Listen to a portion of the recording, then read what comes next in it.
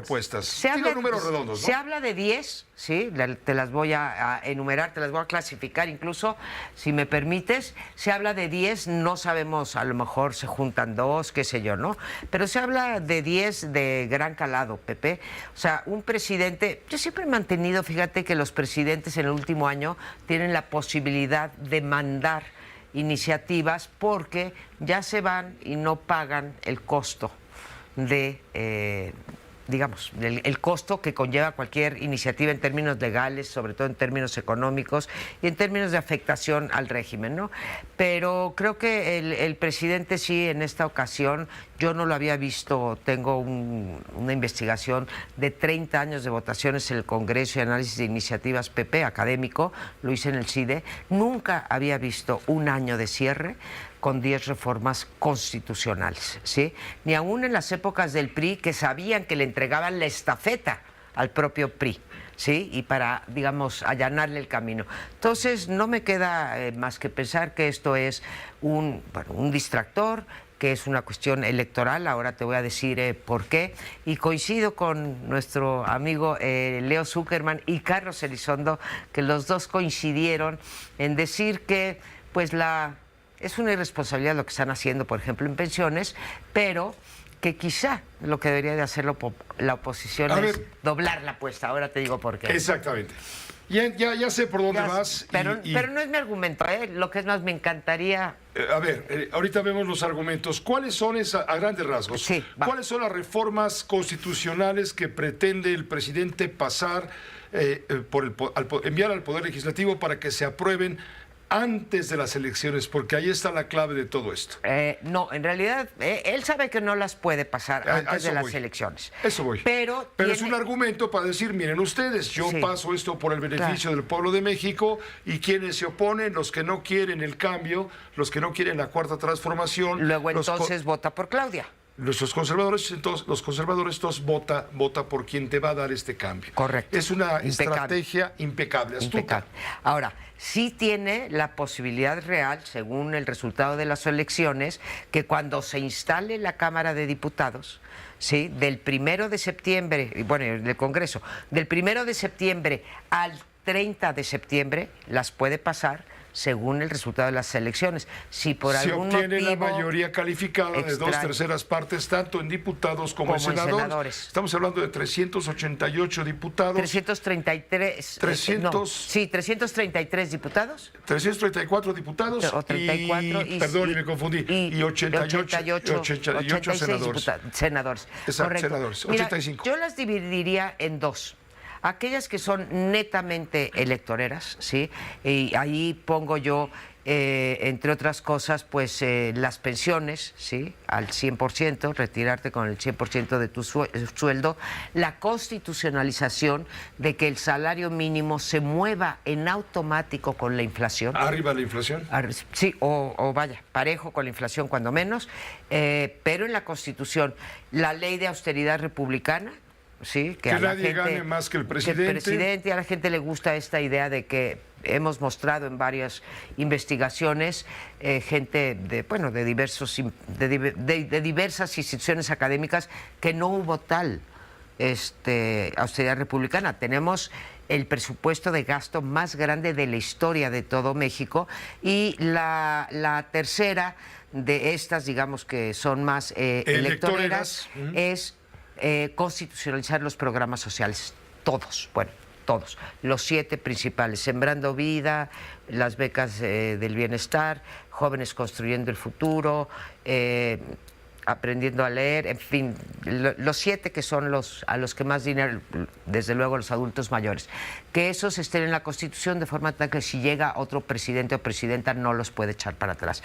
Son 3 que, bueno, pues a ver, a todos nos encantaría que esto existiera, pero pues para eso hay que tener dinero, hay que pagar impuestos. Claro, ya nos dijo una barbaridad, Pepe, el presidente el día de ayer, lunes 22, nos dijo que él ha ahorrado en los 5 años y medio de su gobierno 2 billones. ¿Te acuerdas cuando se hablaba de 600,000 millones por corrupción? Bueno, ahora se aventó la puntada de 2 billones de pesos. Para que te des una idea, se dé una idea a nuestro auditorio, eso es un cuarto, o sea, 25% del gasto, del presupuesto total del 24. ¿Tú crees que se ahorró eso cuando tenemos Segalmex, la estafa maestra, todos los actos de corrupción que hemos visto, desvíos, etcétera, cuando se le ha metido a Pemex lo que se le ha metido, en fin, 2 billones, tú y yo creo que ni siquiera imaginamos. No, Esas son astronómico. las electoreras, ¿sí? Bueno, si el año pasado estuvo feo, si el año pasado no llegó, este año está todavía peor.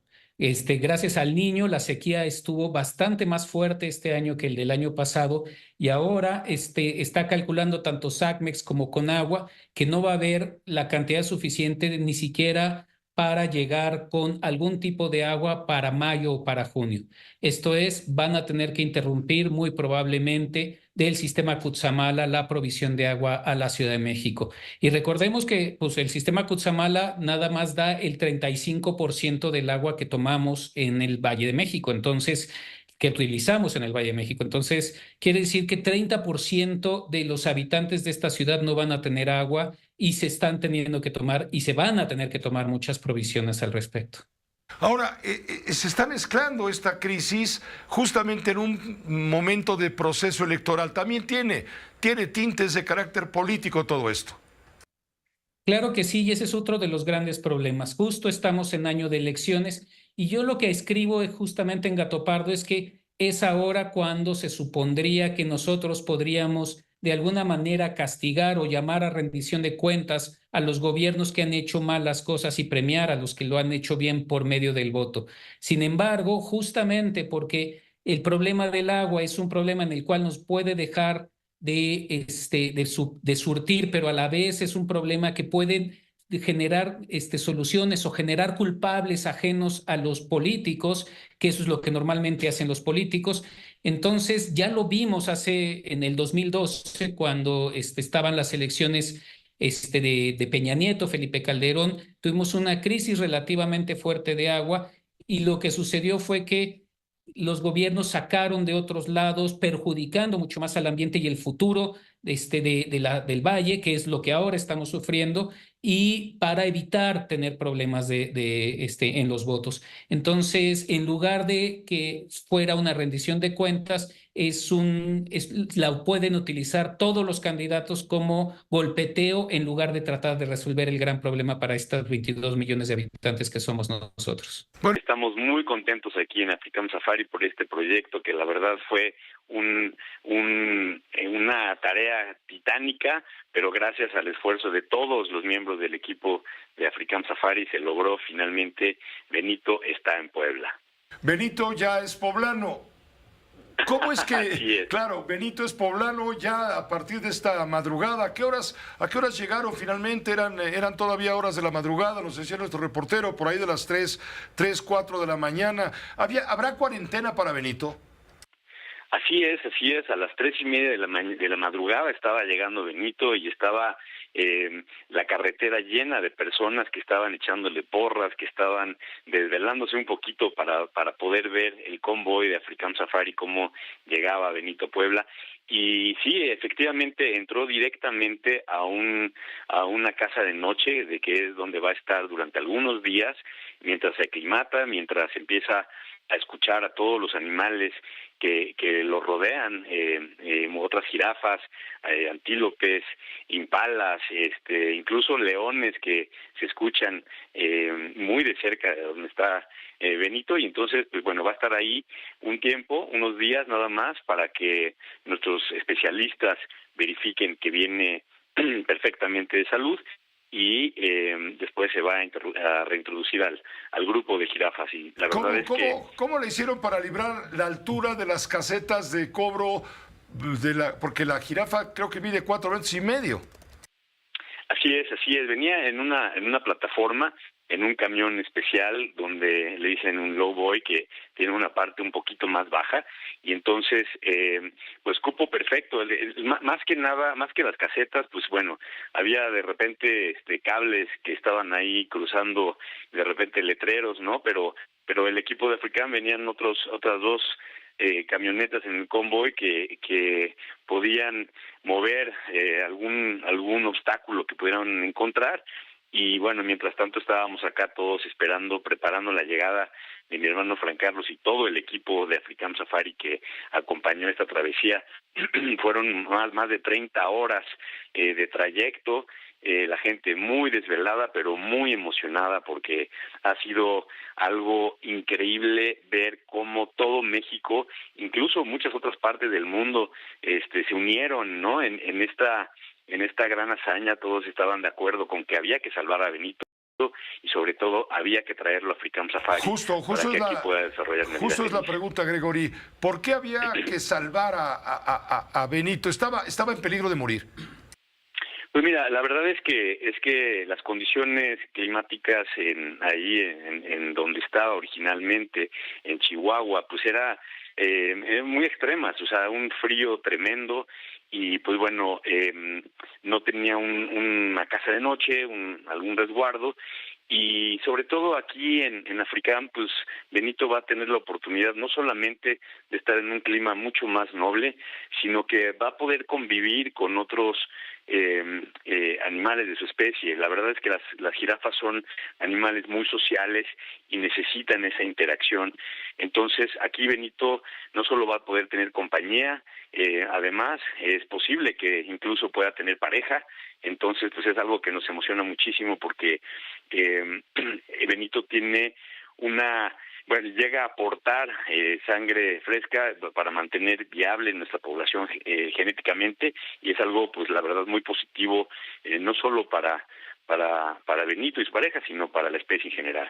En junio del año pasado, estos 8 miembros del ejército se encuentran hasta este momento privados de su libertad en el campo militar número 1, en el interior de la prisión militar, con motivo de la declaración del testigo protegido Juan, el Gil, que como bien dices es un miembro de la delincuencia organizada confeso, que es lo único que hasta este momento los tiene privados de su libertad.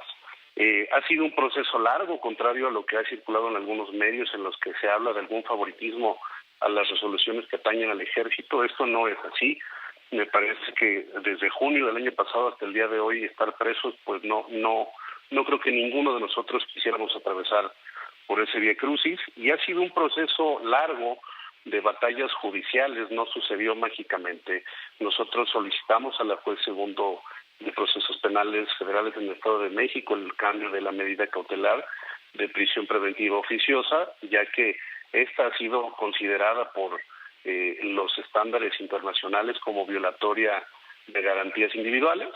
Y pues bueno, después de habérsela solicitado, acudimos en vía de amparo y en vía de revisión, primero ante un juez de distrito y posteriormente hasta un tribunal colegiado, en donde hasta hace poco, a fines del año pasado, se nos concedió la razón, y este 20 de enero pasado, afortunadamente, después de un largo camino judicial, repito, porque no sucedió de a gratis, logramos resolver el cambio de la medida y que ellos puedan continuar con su...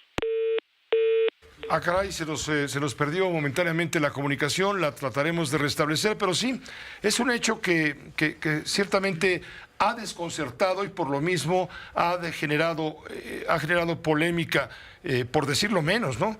Porque ahora la Fiscalía General de la República está demandando a una jueza y a los miembros de un tribunal por haber ordenado la libertad condicionada, no exonerado, la libertad condicionada de 8 de los 13 militares sometidos a proceso por el caso Ayotzinapa.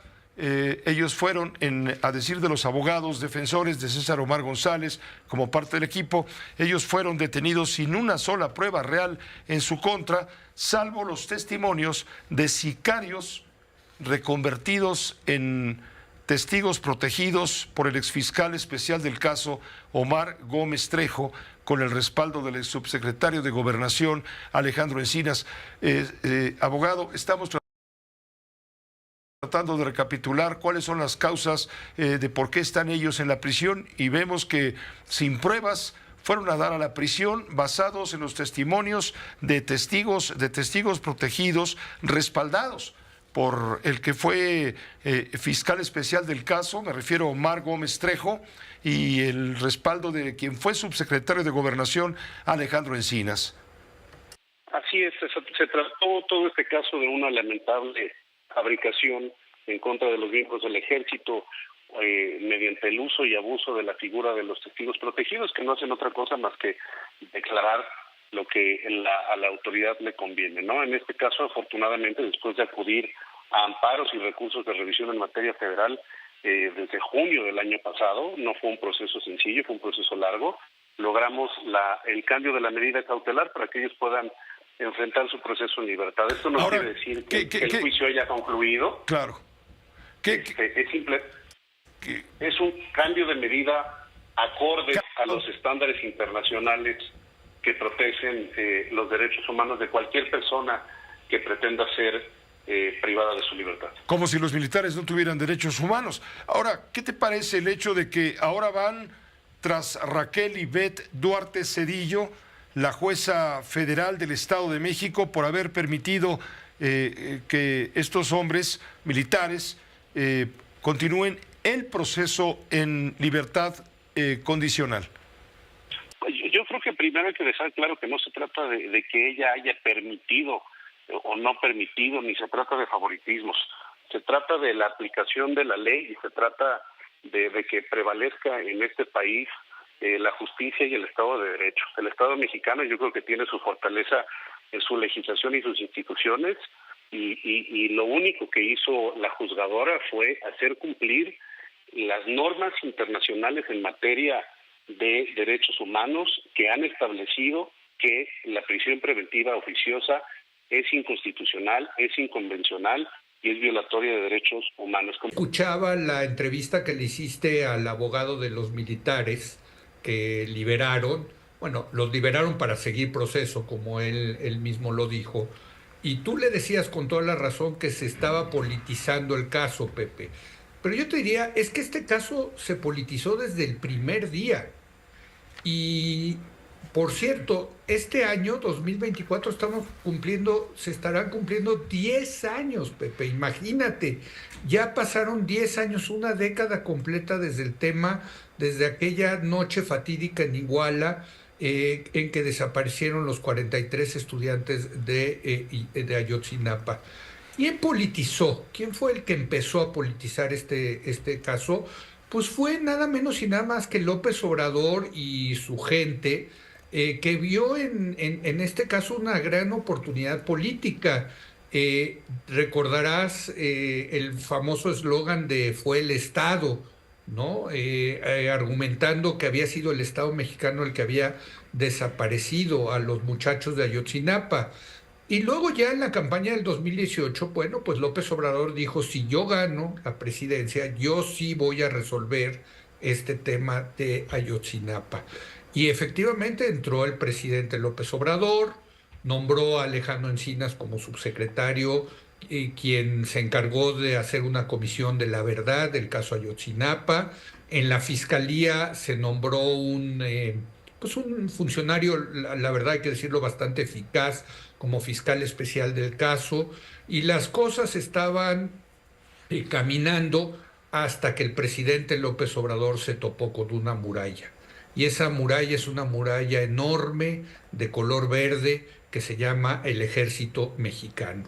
Y como, bueno, López Obrador tiene esta alianza con los soldados y con los marinos, las Fuerzas Armadas son una parte importante de la Cuarta Transformación, de lo que han hecho en este sexenio, pues en ese momento el presidente cambió, me parece, de parecer y empezó a hacer pues lo que hizo Peña Nieto el sexenio pasado, que es defender al Ejército Mexicano, defender a la institución castrense, y en ese sentido, pues lo que tenemos es que incumplió con su promesa de campaña, no se ha resuelto caso.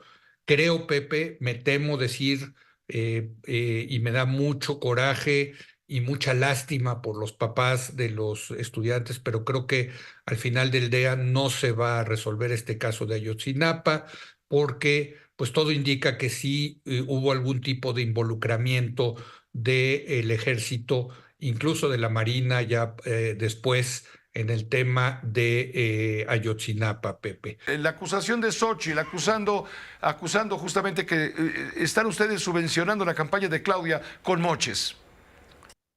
Bueno, es mentira y es un refrito.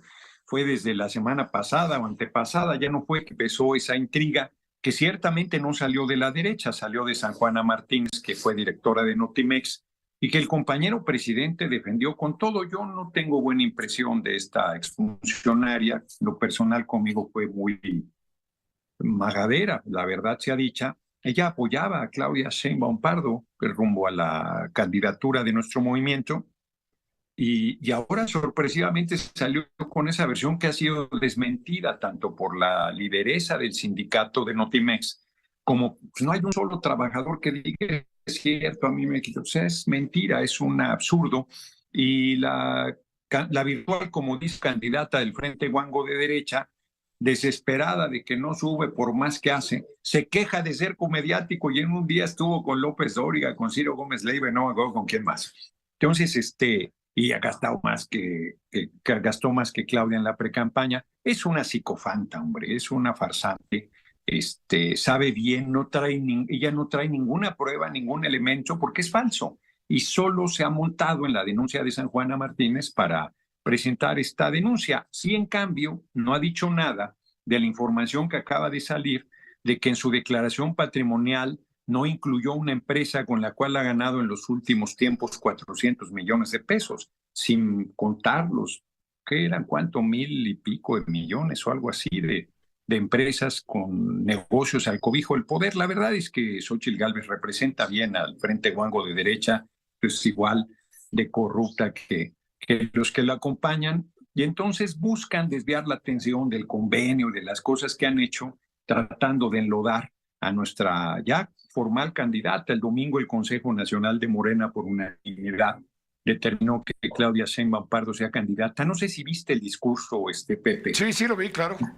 De verdad, no porque sea nuestra candidata, mucho, la vi muy bien, cada vez más sólida, creciendo, sencilla, comprometida. Me conmovió mucho su discurso. La verdad es que me gustó, la veo creciendo, la veo con los pies en la tierra, muy unitaria. Apareció ya Marcelo Ebrard en el cierre justamente campaña. Sobre eso te quería preguntar. Dime. Ella puso mucho énfasis en convocar a los mexicanos a la unidad, cuando el presidente de la República nos está dividiendo. No me cuadra, no entiendo. ¿Dónde se va a marcar la diferencia? Pues es que no es el compañero presidente el que está dividiendo. Fíjate que empecé a escribir un libro sobre mi trayectoria y estoy leyendo un libro muy bonito que se llama Patria, durísimo, de Fernando Aramburu, sobre la lucha de los vascos por su independencia y cómo se polarizan y se confrontan las sociedades y las tragedias que eso implica. Pero no hemos sido nosotros los que polarizamos al país. Fue la derecha cuando impusieron al comandante Borolas, alias Felipe el Sagrado Corazón de Jesús Calderón Hinojosa, los que metieron, es un peligro para México, y metieron lo que llamaron campañas de contrastes, que fue una polarización brutal, y que nosotros hemos ido remontando con compromiso, con trabajo, con servicio al pueblo. 70% de la gente respalda al compañero presidente. ¿Cuál polarización?